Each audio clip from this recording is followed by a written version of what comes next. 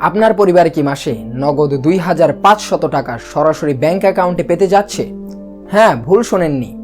সাধারণ মানুষের পকেটে সরাসরি টাকা পৌঁছে দিতে বর্তমান সরকার নিতে যাচ্ছে এক ঐতিহাসিক পদক্ষেপ, যার নাম ফ্যামিলি কার্ড। তবে সাবধান, সবাই কিন্তু এই টাকা পাবেন না। আবার এমনও নিয়ম আছে যেখানে একই পরিবারে একাধিক সদস্যের টাকা পাওয়ার সুযোগ তৈরি হতে পারে। কিন্তু কোন সেই ১৩টি এলাকা যেখানে আগামী ১০ই মার্চ থেকে এই কার্যক্রম শুরু হচ্ছে? আর আপনার এলাকায় কবে আসবে এই কার্ড? আজকের ভিডিওতে আমরা ফ্যামিলি কার্ডের ভেতর বাইরের সব গোপন তথ্য, কোন ১৪টি উপজেলায় শুরু হবে এই কার্ড বিতরণ এবং কারা এটি পাবেন তার বিস্তারিত বিশ্লেষণ করব। ভিডিওর শেষে আমি আপনাদের দেখিয়ে দেব কিভাবে আপনি এই কার্ডের জন্য আবেদন করবেন।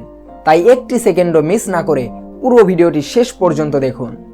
আমরা জানি ২০২৬ সালের নির্বাচনী ইশতেহারে বর্তমান প্রধানমন্ত্রী তারেক রহমান একটি ঐতিহাসিক প্রতিশ্রুতি দিয়েছিলেন, দেশের প্রতিটি পরিবারকে একটি শক্তিশালী সামাজিক সুরক্ষার ছাতার নিচে আনা। সেই প্রতিশ্রুতিরই বাস্তব ও বৈপ্লবিক রূপ হলো এই ফ্যামিলি কার্ড। বর্তমানে বাংলাদেশে প্রায় ১০০টিরও বেশি সামাজিক সুরক্ষা কর্মসূচি চালু আছে, যেমন বয়স্ক ভাতা, বিধবা ভাতা, ভিডব্লিউবি বা প্রতিবন্ধী ভাতা। এই বিশাল কর্মযজ্ঞ সামলাতে গিয়ে সরকারকে প্রতি বছর প্রায় ১,১৬,০০০ কোটি টাকা খরচ করতে হয়। কিন্তু প্রশ্ন হলো, এই বিশাল অঙ্কের টাকা কি সঠিক মানুষের হাতে পৌঁছাচ্ছে? গবেষণায় দেখা গেছে বর্তমান ব্যবস্থায় একটি বড় সমস্যা হলো টার্গেটিং এরর বা ভুল মানুষকে চিহ্নিত করা। দেখা যায় একটি পাকা দালান আছে এমন সচ্ছল পরিবারও রাজনৈতিক প্রভাবে ভাতার কার্ড পেয়ে যাচ্ছে, অথচ পাশের ঝুপড়িতে থাকা প্রকৃত অভাবী মানুষটি সরকারি তালিকায় নামই তুলতে পারছে না। পরিসংখ্যানে দেখা গেছে বর্তমান সামাজিক সুরক্ষা কর্মসূচির প্রায় ৫০% ক্ষেত্রে কোনো না কোনো ধরনের ভুল টার্গেটিং হচ্ছে। এই চরম অব্যবস্থাপনা এবং সিস্টেমের ভেতরে থাকা দুর্নীতি বন্ধ করতেই সরকার সব বিচ্ছিন্ন ভাতাকে একটি একক প্ল্যাটফর্মে বা ফ্যামিলি কার্ডের আওতায় নিয়ে আসছে। এটি মূলত একটি সেন্ট্রালাইজড ডাটাবেজ, যা নিশ্চিত করবে যে কোনো যোগ্য মানুষ যেন তালিকার বাইরে না থাকে। আর সবচেয়ে বড় চমকপ্রদ খবরটি হলো টাকার পরিমাণ নিয়ে। নির্বাচনী ইশতেহারে বা শুরুর দিকে প্রতি মাসে ২০০০ টাকা দেওয়ার কথা থাকলেও বর্তমান বৈশ্বিক বাজার পরিস্থিতি এবং দ্রব্যমূল্যের কথা বিবেচনা করে সরকার এক সাহসী সিদ্ধান্ত নিয়েছে। লেটেস্ট আপডেট অনুযায়ী প্রতিটি যোগ্য পরিবারকে এখন মাসে ২৫০০ টাকা করে সরাসরি দেওয়া হবে। এখন প্রশ্ন করতে পারেন, এই টাকা কিভাবে আসবে? এখানে কোনো মেম্বার বা চেয়ারম্যানের হাত পাততে হবে না। এই ২৫০০ টাকা সরাসরি আপনার দেওয়া মোবাইল ব্যাংকিং, বিকাশ, নগদ বা রকেট অথবা আপনার ব্যাংক অ্যাকাউন্টে G2P বা গভর্নমেন্ট টু পারসন পদ্ধতিতে চলে যাবে। অর্থাৎ সরকারি কোষাগার থেকে আপনার পকেটে টাকা পৌঁছাতে মাঝখানে কোনো তৃতীয় পক্ষ থাকবে না। এই সিস্টেমটি চালু হলে বছরে শুধুমাত্র জালিয়াতি বন্ধ করেই সরকারের হাজার হাজার কোটি টাকা সাশ্রয় হবে, যা দেশের স্মার্ট ইকোনমি গড়তে বড় ভূমিকা রাখবে। এই পরিকল্পনার সবচেয়ে সাহসী অংশ হলো এই কার্ডের মালিকানা বা নিয়ন্ত্রণ থাকবে সরাসরি পরিবারের নারী প্রধানের হাতে। কেন সরকার পুরুষদের বদলে নারীদের অগ্রাধিকার দিচ্ছে? গবেষণায় দেখা গেছে একজন নারীর হাতে টাকা থাকা মানেই সেই টাকা সরাসরি পরিবারের পুষ্টি, সন্তানদের শিক্ষা এবং চিকিৎসার পেছনে ব্যয় হওয়া। অর্থাৎ এই ২৫০০ টাকা শুধু একটি অনুদান নয়, এটি নারীর ক্ষমতায়ন এবং পরিবারের ভবিষ্যৎ সুরক্ষার একটি বড় হাতিয়ার। সরকার প্রাথমিকভাবে ৫০ লাখ পরিবারকে এই লক্ষ্যমাত্রায় আনলেও দীর্ঘমেয়াদে ২ কোটি পরিবারকে এই সহায়তার আওতায় আনার পরিকল্পনা করছে। সরকার পুরো দেশের জনগোষ্ঠীকে ৪টি স্তরে ভাগ করে একটি বিশাল ডাটাবেজ তৈরি করেছে: হতদরিদ্র, দরিদ্র, নিম্নবিত্ত এবং উচ্চবিত্ত। প্রাথমিক পর্যায়ে হতদরিদ্র এবং দরিদ্র পরিবারগুলো নগদ অর্থ সহায়তা পেলেও সরকারের পরিকল্পনা হলো এই কার্ডটিকে একটি ইউনিভার্সাল আইডি হিসেবে দাঁড় করানো। ভবিষ্যতে নিম্নবিত্ত এমনকি উচ্চবিত্ত পরিবারগুলোকেও এই কার্ড দেওয়া হবে, তবে তাদের ক্ষেত্রে নগদ টাকা নয়, বরং রেশন সুবিধা, চিকিৎসা বীমা এবং অন্যান্য নাগরিক সেবা পাওয়ার মাধ্যম হবে এই ফ্যামিলি কার্ড। এটি কেবল একটি কার্ড নয়, এটি স্মার্ট ইকোনমির দিকে এক বড় পদক্ষেপ।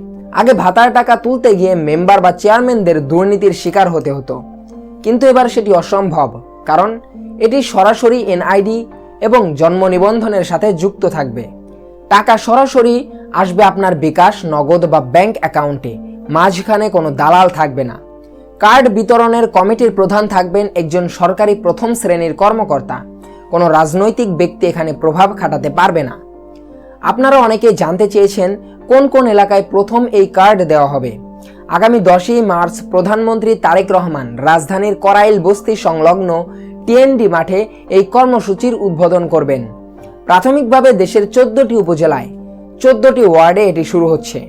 এলাকাগুলো হলো রাজধানীর করাইল বস্তি, রাজবাড়ী জেলার পাংশা, চট্টগ্রামের পতেঙ্গা বা পটিয়া, ব্রাহ্মণবাড়িয়ার বাঞ্চারামপুর, বান্দরবানের লামা, খুলনার খালিশপুর, ভোলার চরফ্যাশন, সুনামগঞ্জের দিরাই, কিশোরগঞ্জের ভৈরব, বগুড়া সদর, শাখারিয়া ইউনিয়ন, নাটোরের লালপুর, ঠাকুরগাঁও সদর, ঢাকার নবাবগঞ্জ এবং আরও একটি নির্বাচিত এলাকা। এখানে একটি সূক্ষ্ম নিয়ম আছে। যদি পরিবারের নারী প্রধান এই কার্ডে টাকা পান তবে তিনি অন্য কোনো সরকারি ভাতা যেমন বিধবা ভাতা পাবেন না।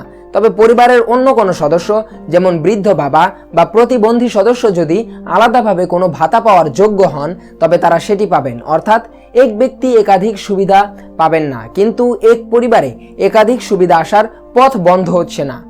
মনে রাখবেন, সরকারি কর্মচারী, গাড়ির মালিক বা বড় ব্যবসায়ীরা এই তালিকার বাইরে থাকবেন। অগ্রাধিকার পাবেন ভূমিহীন, গৃহহীন, প্রতিবন্ধী এবং সংখ্যালঘু সম্প্রদায়ের মানুষেরা। এখন আসি সবচেয়ে গুরুত্বপূর্ণ বিষয়ে, আপনি কিভাবে এই কার্ডের জন্য আবেদন করবেন।